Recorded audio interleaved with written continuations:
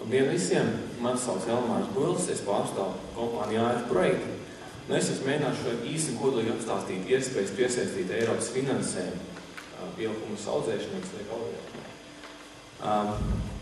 Pašlaik ir tā, ka ņemot vērā, ka gan jaunie asociācijas biedri, gan arī esošie noteikti plāno investēt kaut kādas naudas un attīstīt savas saimniecības, kas nozīmē, būs izdevumi un būs mums interesē piesaistīt Eiropas finansējumu, lai šīs līdzekļus kaut kādā veidā atgūtu. Šobrīd ir vaļā, pāris vārdos. Un mūsu uzņēmumu, tad mēs nodarbojamies ar iespēju izskatīšanu katram konkrētam klientam, piesaistot kaut kādas Eiropas līdzekļus. Mēs palīdzam dažādiem uzņēmējiem un dažādās situācijās, kas ir saistīts ar visu veidu Eiropas finansējumu fondu. Iespējām Latvijā, tā sistēma mums parasti vienkārši atnāk klients, izstāst, ko viņš dara, ko viņš vēlās varbūt nākotnē darīt.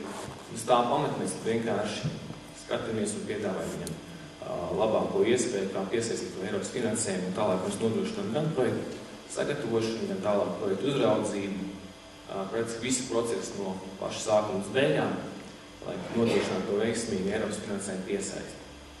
Runājot tieši par iespējām biohumus audzēšanai visiem asociācijas biedriem, kas ir šīs tēmas ietvaros, ir viena programma Lauku atbalsta dienestam pašlaik, kas ir vaļā, līdz māja beigām, kas ir atbalsts jaunu uzņēmumu radīšanai esošo attīstībai, kuras ietvaros finansējumu ir iespējams saņemt arī katram biohumus audzētājiem. Kā var redzēt, programma atbalsta dažādas saimniecisko darbības, kas nav saistīta ar lauksaimniecību. Biohumus un slieka audzēšana nav lauksaimniecības saistīta darbība, pēc viņa klasifikācijas, līdz ar to šī iespēja reāli izmantojama.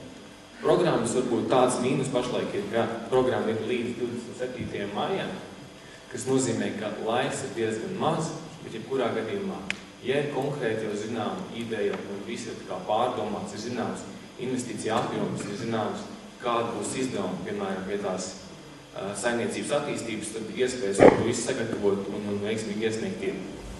Tad tālāk izstāstīšu par pašu programmu. Tad iespējami atbalsta saņēmēji ir 3.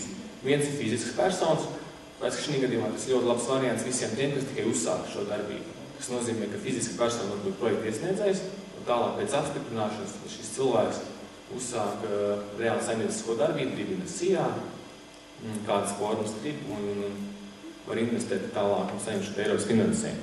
Otrs variants ir juridisks personas. Tas nozīmē, ka varbūt kādam jau ir esošs uzņēmums, kurš nodarbojās tieši ar lauksaimniecību, varbūt tas ir uzņēmums, kas nodarbojās pilnīgi ar kādu citu saimniecisko darbību un ir vēlme paplašināties un uzsākt šo saimniecisko darbību tieši saistīt ar to biohumus audzēšanu. Tad tā ir iespēja arī šeit startēt, saņemt to finansējumu kā juridiska persona. Runājot par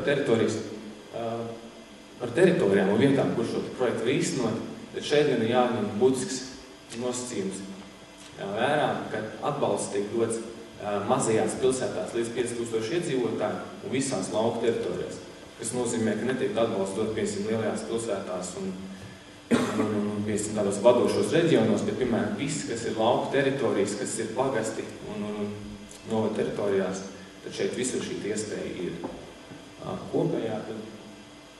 Kopējā atbalstāmā summa, runājot par pašu projektu lielumu, ir tā, ka projekts šeit būs atkarīgs tā summa no tā, kādā veidā tiks startēts. Ja tā būs fiziska persona, ir viens nosacījums, juridiska persona ir otrs. Visi saņem 60% apmērā šo līdzfinansējumu no Eiropas puses. Nozīmē, ja projekts, piemēram, ir 50 000 latu, jūs pērkat iekārtas pamatlīdzekļus, būvējat ražošanas tās ēkas, pirms pielāgot viņu savu vajadzībām, tad pēc tam tiek atgriezt līdzekļi 60% apmērā. Kas nav jāatgriež, kas nav kā kredīts, protams. Tālāk runājot par to, kam tad īsti nauda dod, šeit ir tā sistēma diezgan vienkārša. Finansējums tiek piešķirts jaunai būvniecībai, rekonstrukcijai un vienkāršotai rekonstrukcijai. Kas nozīmē, ka, piemēram, viens ir kāda kūts vai kāds esošs tāls, mums būtu interesi to visu attīstīt, tad šeit būtu iespēja, piemēram, veiktos rekonstrukcijas darbus, siltināt telpas, pielāgot visus apstākļus tīras slieka audzēšanai, biohumus ražošanai, iegādāties pamatlīdzekļus, piemēram, šķirotāji, tam līdzīgas lietas, ja, viss, kas nodara saimniecībā, kas ir nepieciešams. Tās pēc divas galvenās lietas - būvniecība, rekonstrukcija un pamatlīdzekļu iegāde. Šeit gan jāpiezīmē, ka nav atbalstāms izēvielu iepriekšana, piemēram, neies zem šīs programmas attiecināmām izmaksām, slieka iegāde un kūtsmēsla iegāde. Bet, uz tām lietām vienmēr Eiropas finansētos projektos skatās aizdomīgi, tāpēc, ka viņi tomēr grib redzēt tādas taustāmākas lietas, pārbaudāmas, tāpēc viņi vairāk tomēr spiež uz to būvniecību un rekonstrukciju un pamatlīdzekļiem. Runājot par tām attiecinājumām izmaksām, cik tad liels izmaksas un kādas summas tiek dotas. Šeit bija tie divi varianti, vai startēt fiziska persona vai juridiska persona. Ja startēt fiziska persona, kopējais projekta lielums var būt līdz 100 000 eiro, kas nozīmē tie 70 000 lati, no kuriem var saņemt apakaļ 60%. Ja iesniedzējs ir juridiska persona, tad projekts ir divreiz lielāks iespējams, līdz 200 000 eiro investīcijas, un kurām arī var tikt saņemt 60% apakaļ. Tātad šeit ir jāskatās vienkārši pēc situācijas. Iespējams, ja ir situācija izveidojusies tā, ka investīcijas pietiek ar šīm 100 000 eiro kopējām izmaksām, tad varbūt vienkāršāk startēt kā fiziskai personai. Bet, ja ir padomā būt kāds lielāk ražot un nopietnāks, piemēram, ieguldījums, tad, protams, tur jāskatās uz iespēju iesaistīt juridisku personu kā iesniedzēju, lai tās attiecināmās izmaksas var pacelt ļoti lielākas.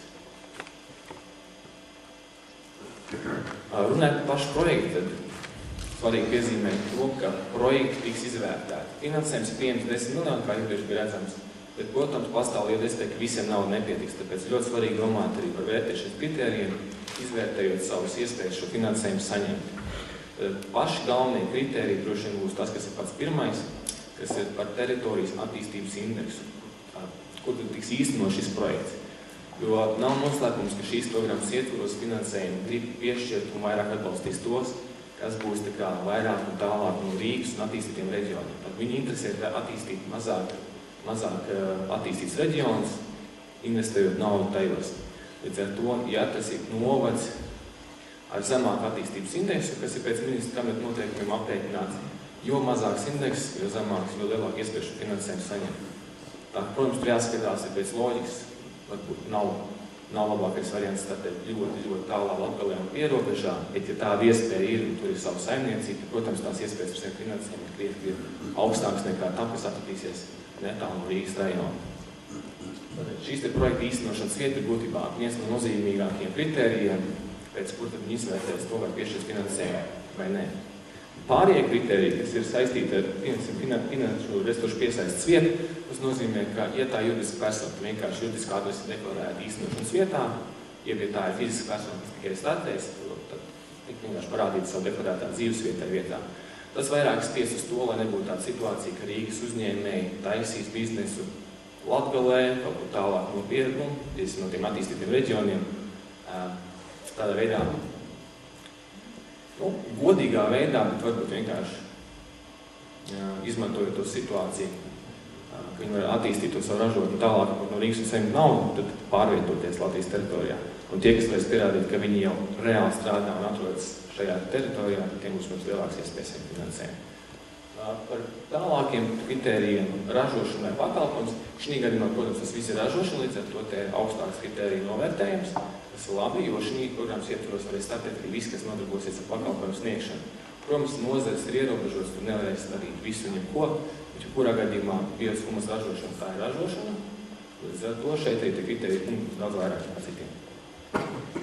Un tad kritērijs vienkārši tīri tāds, lai nebūtu situācija, ka cilvēkam ir vairāk uzņēmumu, viņš vienkārši dividendus vēl papildus, lai nebūtu Eiropas naudiņas, tad viņi, lai to ierobežot, izveidojuši kritēriju, kas nosaka, ja ir jau esoši uzņēmumi šī nozarē, tad attiecīgi mazāk kritēriju punktu. Bet, es domāju, lielākie dēļ tomēr ir viens konkrēts uzņēmums vai plānotais uzņēmums, līdz ar to ar šo kritēriju punktu vairs problēma nav.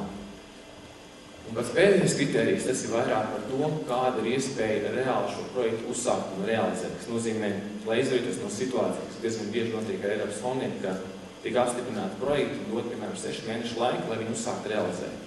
Parasti šos 6 mēnešus cilvēki izmanto tam, lai piesaistītu naudiņas kaut kāds. Viņiem, respektīvi, ir apstiprināts Eiropas projekts, viņi ir ļoti laimīgi un priecīgi, bet tālāk ar kredītiem ir grūtāk, protams, daudz nedabūt, daudziem kaut kāds aizķeršanās, un šie projekti kā tomēr iesaldējās un nekas reāli nenotika. Tāpēc, lai šo situāciju tādā veidā uzlabotu, viņi ievērš uz kriteriju tādu, ka, ja mēs iesniegšanas brīdī parādīt, piemēram, mūsu viss projekts ir, piemēram, 20,000 lati, mēs varam uzrādīt, ka mums ir vai nu bankas kredīts, vai arī mums ir kaut kāda sava līdzekļa, vai būs kāds cits aizdevums, tad attiecīgi tiek novērtēts projekts augstāk un finansējums ir reālāk iesaistāms. Vēl svarīgi, ko piezīmēt par šo programmu, ir praktiski, kas ir vajadzīgs varbūt uz iesniegšanu. Šeit var redzēt, piemēram, tie prasības un tie dokumenti, kas būs vajadzīgi. Bet pats svarīgākais tomēr ir no šeit zeme, ko tas tiks īstenots.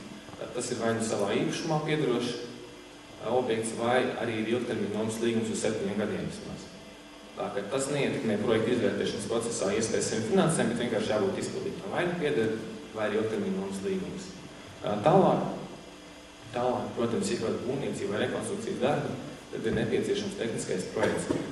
To reāli paspējas projektu iesniegšanu, protams, vairs nebūtu iespējams, bet šeit ir labi iespēja vienkārši saņemt no būvvaldes arhitektūras plānošanas uzdevumu, ko iesniegt kopā projektu pieteikumu, un tālāk tikai pēc projekta apstiprināšanas turpināt tehniskā projekta izstrādi, un tālākos būvniecības darbus, kas tā reāli palīdz tomēr ietaupīt līdzīgas sākumā, sagaidot reāli apstiprinājumu, kad jau zina, ka viss ir kārtībā, tad tikai sāk šo procesu no sākuma uz beigām. Protams, ja ir izziņa, ja ir plānots piesaistīt kāds finanšu resursus, ko var uzreiz pierādīt, tad, protams, būs jāpierāda, projekta iesniegumā jāsniedz līdzekļus, vai banka kredīta izziņa no bankas, vai arī visam savu līdzekļu vai bankas konta atlikumu par to, ka tā nav tik pieejama. Un, ja ir juridiska persona iesniedzējs, tad, protams, tiks prasīts arī kāda pārskats, kur parādās, ka uzņēmums nav būtībās nonācis, respektīvi nav pārāk liela zaudējuma, bilances rādītāji, piemēram, viss ir diezgan kārtībā un labi. Bet, protams, tas ir mūsu uzdevums, tā kā no mūsu puses pārbaudīt šīs uzņēmumu datus un iepriekšējā pārskata bilanci, lai secinātu, vai šis uzņēmums kvalificējās tīri ar šiem kritērijiem, vai tur ir kāds problēmas un jādomā kāda cita alternatīva varianta. Ja tā fiziskā persona, kas iesniegs projektu, tad būs jāparāda vienkārši šī deklarētā vieta, respektīvi, lai redz, ka tas cilvēks tur dzīvo, un viņš to dara visu. Un, ja projekts ir ļoti liels, piemēram, ja būvniecība pārsniedz 20,000 latu bez PVN, mums vajadzīgs arī veikt iepirkumu, caur iepirkumu biroju oficiāli. Ja ir, piemēram, iekārtu pirkšana, tad šeit tas nosacījums sāk strādāt no 50,000 latu. Respektīvi, līdz šīm summām, kas norādītas, mums vajadzīgi vienkārši cena aptāja. Tas tiek darīts process ļoti vienkārši. Tiek aptaujāti 3 uzņēmumi parasti, no kura izvēlās labāko piedāvājumu un to pievieno vienkārši projektam kā gala variantu. Praktiski ir tā, ka, šī tā praktiski galvenā visa informācija. Šeit man ir programmas, kas ir